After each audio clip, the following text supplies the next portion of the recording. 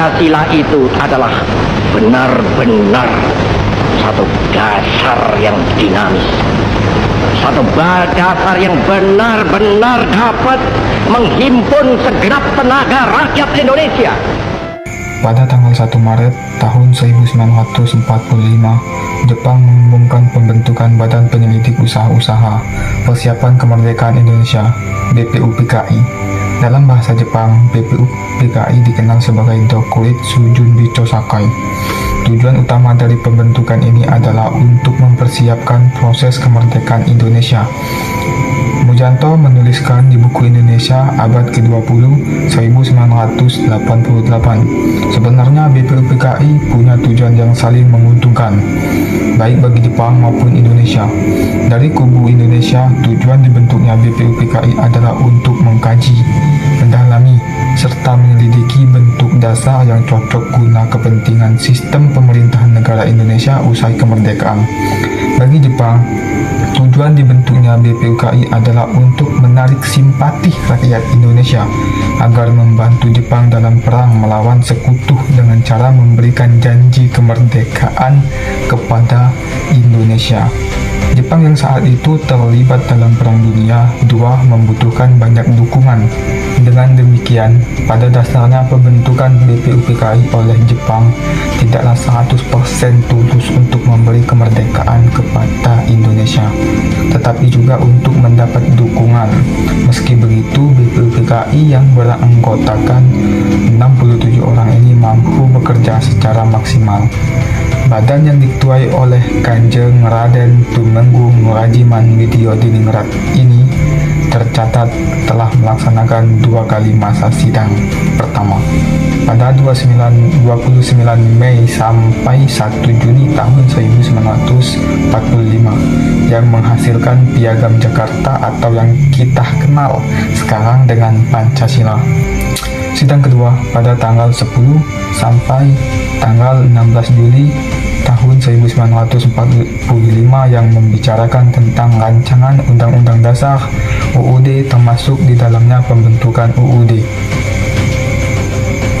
Tokoh-tokoh dalam sidang BPUPKI pertama dan rumusan hasilnya. Sidang BPUPKI pertama dilakukan pada tanggal 29 Mei sampai tanggal 1 Juni tahun 1945 di Gedung Chousangin yang sekarang bernama Gedung Pancasila. Dalam sidang pertama ada 12 anggota yang naik podium untuk memaparkan uraian. Salah satunya adalah Muhammad Yamin. Ia memaparkan kelengkapan negara yang dibutuhkan jika Indonesia merdeka.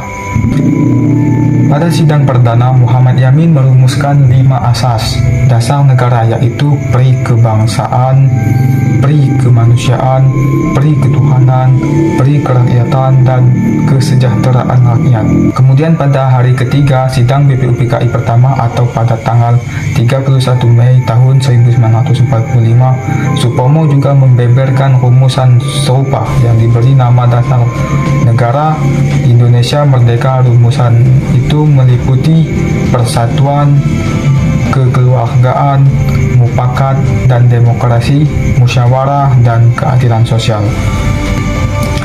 Sementara dalam sidang BPUPKI pertama hari terakhir atau tanggal 1 Juni 1945, Soekarno memperkenalkan 5 sila yang terdiri dari kebangsaan Indonesia, internasionalisme, dan pri kemanusiaan mufakat atau demokrasi, kesejahteraan sosial, dan ketuhanan yang Maha Esa.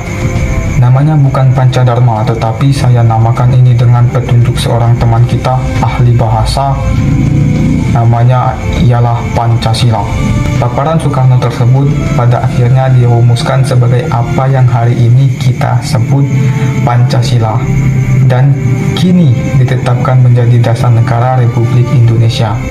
Sehingga tanggal 1 Juni tahun 1945 sendiri diperingati sebagai hari lahirnya Pancasila. Kemudian BPUPKI dibubarkan pada 7 Agustus 1945, lalu digantikan oleh PPKI Panitia Persiapan Kemerdekaan Indonesia, yang bertugas melanjutkan persiapan kemerdekaan Indonesia hingga Indonesia merdeka pada 17 Agustus 1945.